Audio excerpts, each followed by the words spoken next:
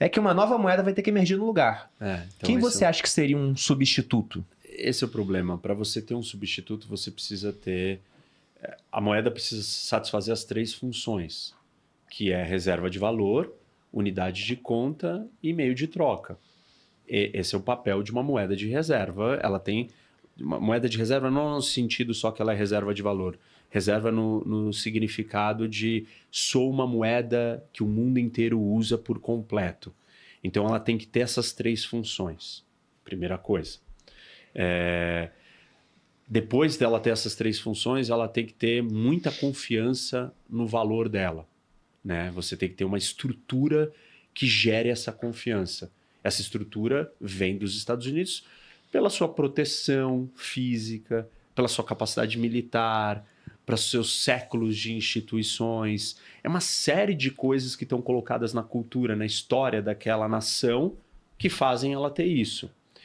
Depois a gente tem algumas questões práticas, como falamos aqui, que a sua conta capital, né, o seu fluxo, você tem que ter uma economia aberta. Como é que você vai fornecer o dinheiro do mundo se ninguém pode tirar o dinheiro do seu país e entrar e sair a hora que quer?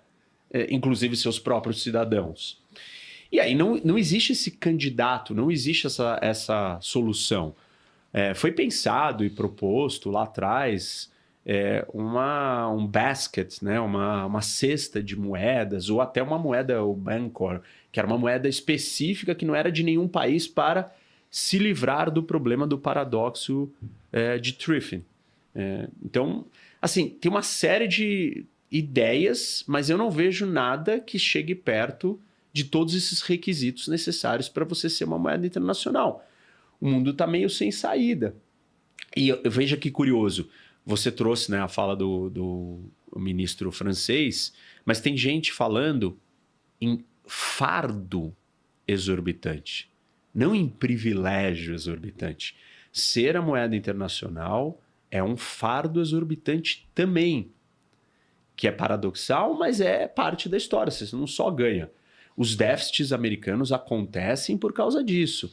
Esses déficits causam desindustrialização, causam um endividamento do americano, causam não só o déficit comercial, mas o déficit fiscal também, como eu coloquei aqui. E aí tem uma discussão, né? Que aquele desequilíbrio inicial que eu descrevi sobre o comércio internacional, que ele pode ser causado por 2 fontes. Uma delas diz que é a escola da oferta. E aí fala que esse desequilíbrio é causado porque os Estados Unidos estão inundando o mundo com ativos baratos, imprimindo dinheiro e fornecendo essa moeda. E que o problema do desequilíbrio comercial do mundo vem porque os Estados Unidos é a moeda internacional e criou isso. A solução seria os Estados Unidos recuar no seu papel de moeda internacional.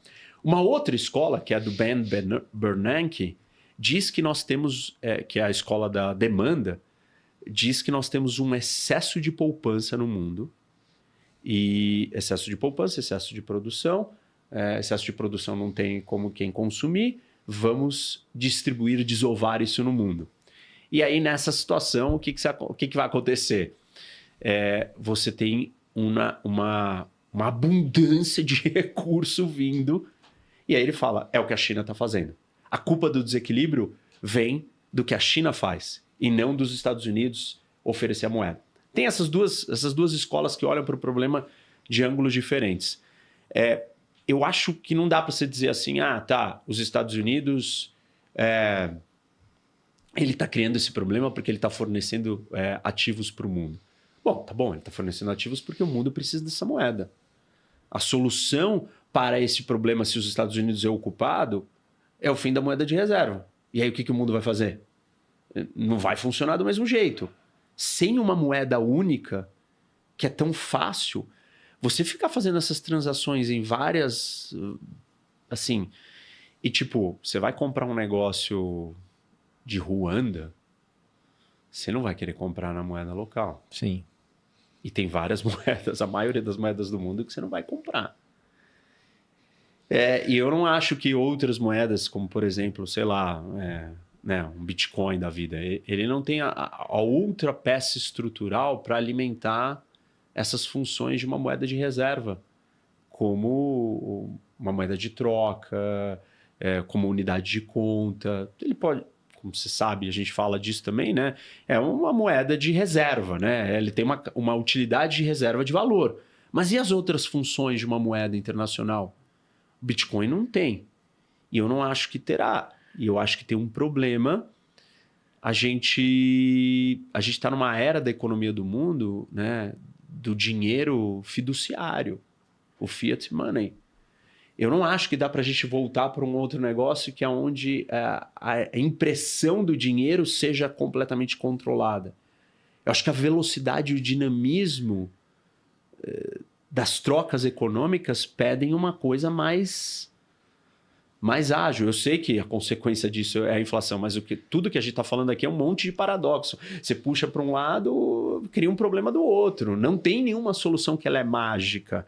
Economia não funciona assim. A economia o tempo inteiro busca por equilíbrios.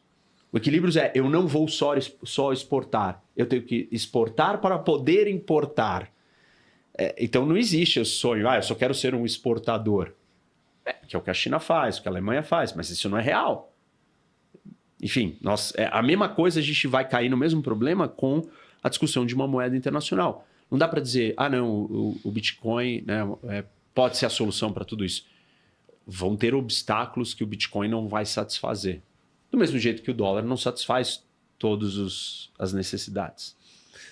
Tem um economista chamado Saifedean Ammous. Ele é autor de... Eu conheço 2, né? Talvez tenha mais livros, mas de 2 livros interessantes. Ele foi um dos primeiros caras a escrever de maneira séria, assim, embasado economicamente sobre Bitcoin. Escreveu o padrão Bitcoin, que foi bem interessante. E ele lançou há pouco tempo, eu li no ano passado, o padrão fiduciário. Sim. Porque ele recebeu muitas críticas do tipo, você é um apaixonado, cara, o sistema fiduciário é bom, não sei o quê. E ele começou a estudar e falou, cara, o sistema fiduciário realmente tem vários méritos. Tem consequências positivas e negativas, né? Uma que ele cita negativa muito interessante, que a gente está vendo no Brasil agora se exacerbando, é o que ele chama de comida fiduciária. Ele fala, olha, como o tempo todo a inflação está provocando aumento de preços, mas comida tem que ser barata, e se você vai aumentando o preço da comida, você perde mercado para um concorrente que não aumentou, então as embalagens vão diminuindo de tamanho, a shrinkflation. Só que aí tem o ponto da qualidade. E nem todo mundo vê a lista de ingredientes. Então, os alimentos do passado tendiam a ser melhores do que os que a gente tem hoje. Porque, cara, você está trocando aquilo que era mais saudável por um ingrediente que é menos saudável, mais artificial, para tentar segurar o preço mais baixo. Então, a mesma comida, né, que a gente pensa, isso aqui eu estou comendo, meus pais e avós comiam. Provavelmente não. Porque com o aumento da inflação ao longo do tempo, eles tiveram que encontrar uma maneira de baratear o preço do alimento. Mas uma das coisas que ele fala sobre essa mudança do padrão ouro, que era o que a gente teve até 71, para o padrão fiduciário, eu achei muito interessante. E aí que ele defende que o Bitcoin pode ser uma maneira para grandes empresas e países fazerem comércio, né? Porque ele diz, olha, o padrão ouro, ele tinha aspectos positivos, mas tinha um aspecto negativo para um mundo globalizado. Se a transação era entre São Paulo e Rio de Janeiro, na hora de liquidar a transação e realmente receber o ouro, você podia ficar um tempão sem receber, mas uma hora você fala, cara, manda o ouro para mim. É uma distância pequena. Em distâncias muito grandes, você começa a ter mais custo e mais imponderáveis também. Você tem piratas atuando no mundo até hoje. Então ele dá um exemplo de um navio que saiu da Inglaterra em direção a, se eu não me engano, ao Canadá, em 1917, o SS Laurenti, que tinha 40 bilhões em valor, né, de dólares em ouro lá dentro. E ele afundou, ele bateu numa mina submarina alemã e foi tudo pro fundo do mar. Aí tiveram que fazer uma operação para resgatar as barras de ouro. Então tudo isso encarece demais. Então ele fala, olha, embora o ouro em termos temporais seja muito bom, em termos espaciais ele era péssimo. Até porque quando chega lá ele pode estar falsificado, você tem que fazer verificação, então os custos eram altos. No padrão fiduciário você resolve isso. Porque é simplesmente riscar num livro e anotar no outro. Está feito. Porém, ele fala, se no padrão fiduciário a parte espacial é muito boa, a parte temporal não é boa, porque as moedas vão perdendo valor. Umas efetivamente são melhores do que outras para isso, né? Preservam mais valor ao longo do tempo. Aí ele chega no Bitcoin e ele fala, olha, apesar de ser muito novo, temporalmente o preço ele subiu bastante, então ele preserva valor de maneira temporal. E espacialmente, embora para comprar um café o Bitcoin não seja muito bom, porque se eu vou comprar um café aqui embaixo no prédio, vou pagar em Bitcoin, eu vou ter uma tarifa para isso. No Pix seria gratuito, eu não vou gastar nada. E além disso, a transação ela vai demorar um tempo para ser realmente efetivada se eu não usar nenhuma solução de segunda camada. Então a mineração acontece a cada mais ou menos 10 minutos, né? Então demoraria no máximo 10 minutos. Mas para quem quer comprar um café é bastante tempo. Agora, numa transação entre uma empresa brasileira e uma australiana, os australianos, supondo que não tenha mais dólar como moeda de reserva mundial, eles não querem receber em reais porque eles pensam, né? Então, para que eu quero uma moeda do Brasil? E talvez o brasileiro fale, cara, o dólar australiano é uma moeda bacana, tem um valor maior, mas eu prefiro alguma coisa que seja mais fácil de trocar por outra moeda. Eles poderiam adotar o Bitcoin, porque numa transação de 1 bilhão, a taxa a ser paga seria a mesma que eu paguei no meu café. O tempo seria o mesmo, só que são 10 minutos para uma transação internacional. Aí poderia ser interessante. Agora, se todos os países começarem a usar, eu não sei como é que ficaria a rede. Se ela daria conta desse tipo de coisa, transações o tempo todo, né? E acho que tem esse isso. elemento é interessante, né? Que você compara o padrão ouro com a sua questão física. Acho que realmente, nesse sentido, o Bitcoin ele supera isso. Mas eu acho que existe uma outra discussão também sobre o papel inflacionário, que do ponto de vista de valor de uma moeda é destrutivo e nocivo. Mas todo crescimento econômico, ele é inflacionário. Sempre. Então, assim, a noção da pureza anti-inflação, ela talvez a gente possa discutir ela, uma discussão filosófica complexa, não vamos entrar aqui nisso, mas tem algum elemento aí desse princípio também a ser compreendido na questão fiduciária versus a questão de um lastro real. Não existe nenhum crescimento econômico que não seja inflacionário. No sentido de preço de tudo aumentando, salários. Isso. O cara comprou um item por 1.000, de repente, comprou uma casa por 100 mil e depois ele vê, nossa, agora custa 200 mil. Isso aconteceu também por conta do aspecto inflacionário. Isso vai acontecendo. Tipo, eu não sei como que é uma economia que ela não... assim, como que você vai fazer ou lidar com as atividades econômicas e trocas econômicas se você eliminar ou se você criou uma métrica que ela restringe qualquer geração de inflação, entendeu? Assim, o que nós estamos debatendo aqui é que dentro da economia, a maioria dessas coisas são neutras. Dependendo dos contextos, elas são positivas e negativas. Tarifa, dependendo do contexto, ela é altamente destrutiva. Mas existem alguns contextos que ela pode gerar crescimento econômico. E todas essas coisas que nós debatemos aqui, estamos falando, elas têm um duplo uso. E eu me questiono se não existe um duplo uso nessa discussão de todas as variáveis de você substituir por completo uma moeda, entendeu? É uma discussão que a gente nunca vai ter certeza até ver algo realmente prático. Porque como você disse, o crescimento econômico ele vai levar à inflação. Até porque o contrário disso é terrível. Se você pensa na economia do mundo hoje, com países super endividados, pessoas muito endividadas, empresas endividadas, se você tem um cenário deflacionário, isso é horrível para quem tem dívida. Porque afinal a dívida fica mais cara, né? Se o Brasil deve 7 trilhões, que é a dívida do governo federal, mas tem inflação de 5% ao ano, é mais tranquilo pagar essa dívida, que está crescendo aí, né? Se fosse uma taxa pré-fixada, uns 14%, do que se ela cresce a 14% e não tem inflação nenhuma. A dívida fica mais cara. Então, é uma outra maneira mesmo. Seria um mundo totalmente diferente, onde haveria menos estímulo para pegar dívida. Você simplesmente retém o dinheiro. Se você quer emprestar, você pode emprestar juros mais baixos, mas quem está pegando já tem a deflação. É uma mudança muito... brusca. E não é só uma coisa, não é só uma solução prática, funcional de uma ferramenta do dinheiro. Não é só isso que está em jogo. Mas assim, eu coloco para você aí uma outra questão. Não existe crescimento de valor inflacionado dentro do Bitcoin? Existe, com certeza. Pô. Então, assim... Então, a própria discussão, o valor do Bitcoin de hoje, ele é um valor real do que ele realmente vale? Ou ele está inflacionado? Ele está distorcido?